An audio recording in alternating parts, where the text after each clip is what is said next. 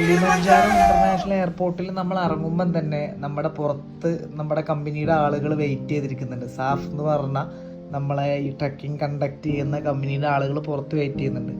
അവരെ കൂടെ നമ്മളെല്ലാവരും അവരെ വണ്ടിയിൽ കയറി മോഷി എന്ന് പറഞ്ഞ ടൗണിലേക്കാണ് പോകുന്നത്.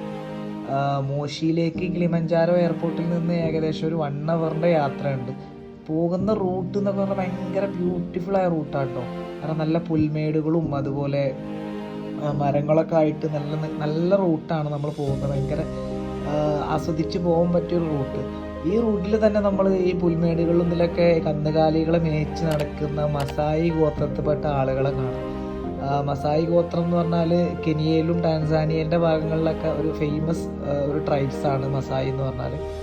മസായികളെ കുറിച്ചുള്ള കഥകളിലൊക്കെ നമുക്കറിയാം, സിംഹമായിട്ട് നേരിട്ട് യുദ്ധം ചെയ്യുന്ന ആളുകൾ, അങ്ങനെയൊക്കെ പല ഒരു കൗതുകമുള്ളൊരു ഗോത്രം തന്നെയാണ് മസായി. അങ്ങനെ എന്തായാലും നമ്മളൊരു 1 ഹവറിൻ്റെ യാത്രയ്ക്ക് ശേഷം നമ്മൾ മോഷിയിലെ നമ്മൾ ഹോട്ടലിലെത്തി. നല്ല വെൽക്കം ഡ്രിങ്കൊക്കെ ആയിട്ട് നമ്മളവിടെ വരവേറ്റു.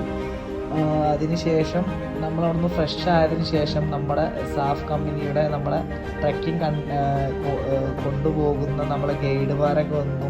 അവർ നമ്മളെ ട്രക്കിങ്ങിനെ കുറിച്ചുള്ള ഒരു കാര്യങ്ങളും റൂട്ട് മാപ്പും പല കാര്യങ്ങളൊക്കെ ഡിസ്കസ് ചെയ്തതിന് ശേഷമാണ് നമ്മൾ അന്നത്തെ ദിവസം അവിടെ സ്റ്റേ ആക്കുന്നത്.